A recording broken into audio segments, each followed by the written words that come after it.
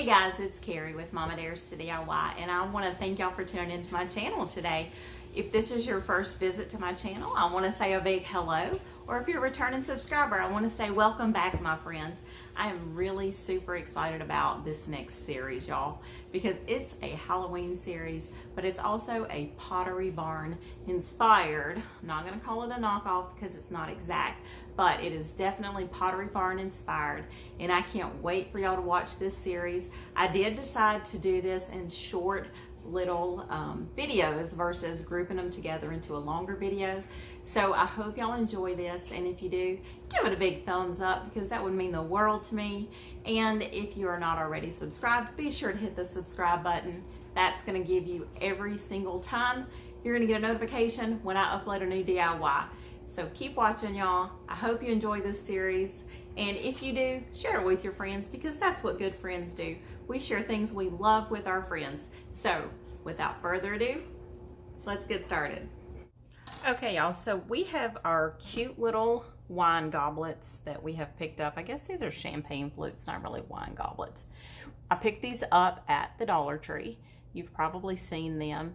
Well, y'all, as soon as I saw these, I immediately thought of the really expensive ones that I'd seen at Pottery Barn. They're like $29.50 a piece, and that is just insane. And as much as I'm not really into Halloween, when I saw those from Pottery Barn, I thought, oh my word, I have got to have those. They're just beautiful. So when I saw these at Dollar Tree, I immediately knew, hey, I can do that for just a few bucks. So actually making this happen is going to take a little bit of prep work, but it's not much. You just have to be really, really careful. And the way that we're going to do it is we're going to take our flute and we're going to have to loosen up the little hands. And if you scratch your glass, don't really worry about it. I mean, they were $1 versus $29.50. So I've got a palette knife here. This is actually from my cake decorating days. You use whatever you need or whatever you've got on hand. You could use, a butter knife, as long as it's got a really thin edge, because we're going to take our knife and we're going to slide it underneath. And you will, I have gone ahead and loosened these up, but you will have to, kind of put a little bit of pressure on there. And you might hear it pop and you might hear it crack. You're just loosening that glue up. But it's okay. I actually have done 6 of these already, and I have not broken one yet. So there's something to say about that. So just slide your knife all the way under each one of the fingers here. The thumb is actually not really attached that great. Now I will let y'all in on a little secret or a little tip that I found. For some reason, the purple ones are a lot easier to loosen up than the rest of them. I don't know if they don't have as much glue on them or what. The black ones were the hardest. So, take whatever you can find, but if you find the purple ones, definitely grab the purple ones. Okay, so after we get all of the hands, all the fingers loosened up, we're just gonna take a hold of our little goblet here and grab it really good. We don't want to break it, but we just want to kind of rock it back and forth and start twisting it a little bit just so we can loosen that up. And y'all, the only thing holding that in is this little nipple right here. That's the only thing that's really holding that in. So that's it. So you want to repeat this same process for all of your goblets. And now we're going to head out to spray paint our goblets.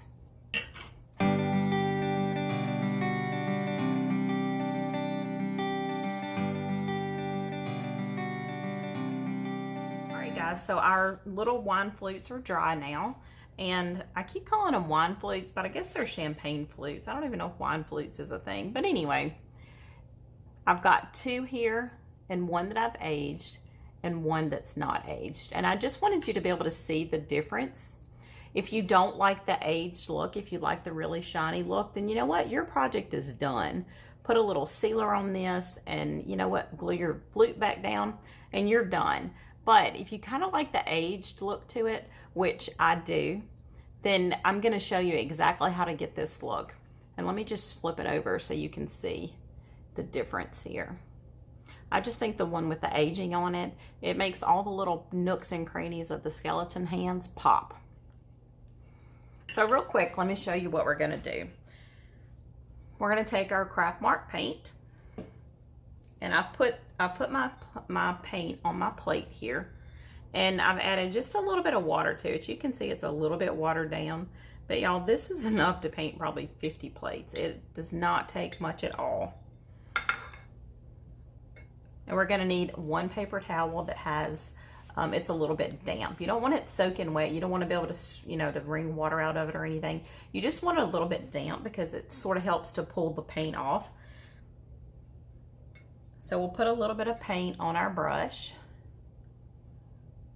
and then we'll dab it off. And we're just gonna go in all of the shadowed areas. That's gonna be your deepest indented area. We're just gonna sort of start dabbing it. Not dabbing like the dance, but dabbing with our paintbrush.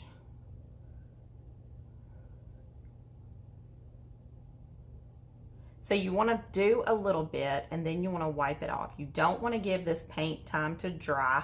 You just want to give it time to settle into those areas. So this is our paint. And we're just going to sort of use a patting, and then you can wipe some too. You just want to be able to have the black to stick down in those crevices of his hand. And if you accidentally pull too much off, you know what? Just put a little more on there. We'll do the inside of this little arm bone. Anatomy was a long time ago, so I don't remember what that arm bone is. And then we'll pat and drag. Now, with this technique, you are going to end up with some places that are shiny, and then you're going to end up with some places that kind of have the black on it. And I love the way that looks. Then we'll hit his little knuckles here.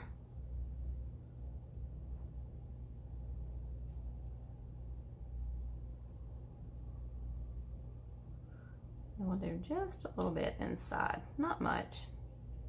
Just for some shadows. When you add the black, that just gives it depth and dimension.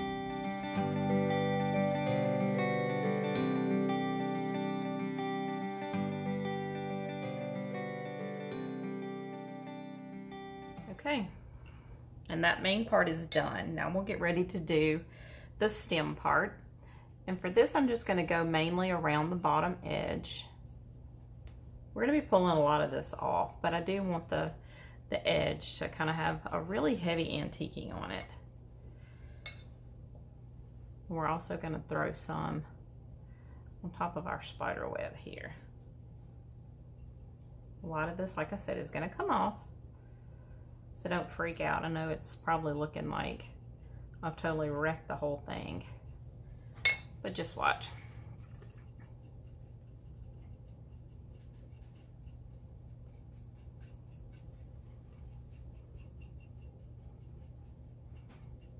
And see how the antiquing is picked up in the little crevices of the spider web? That just sort of gives it a little edge, a little highlight.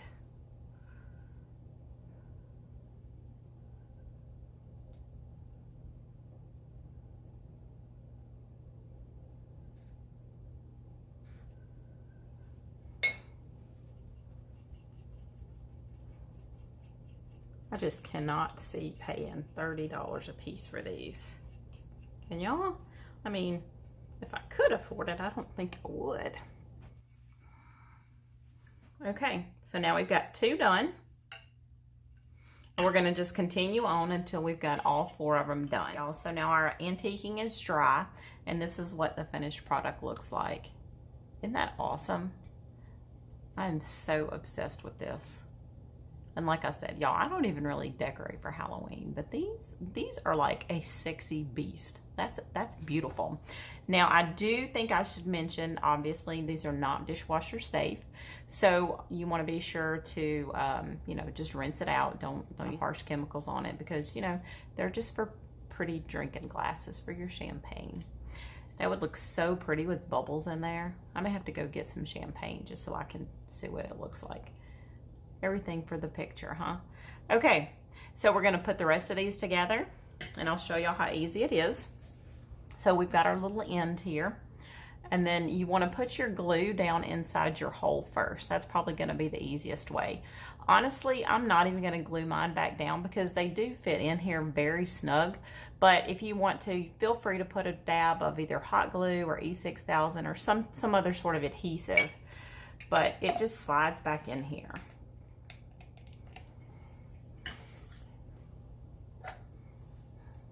That's it.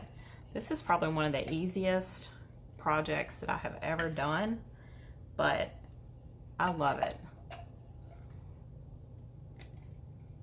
And there they are, y'all. Isn't that a great dupe? I can't wait to put a side-by-side picture of the ones from Pottery Barn up against these, just so y'all can see how similar they are. I think it's a fantastic dupe. So, $1 or $29.50. It's up to you. Thanks for watching, y'all. I really appreciate it. And happy DIYing, y'all.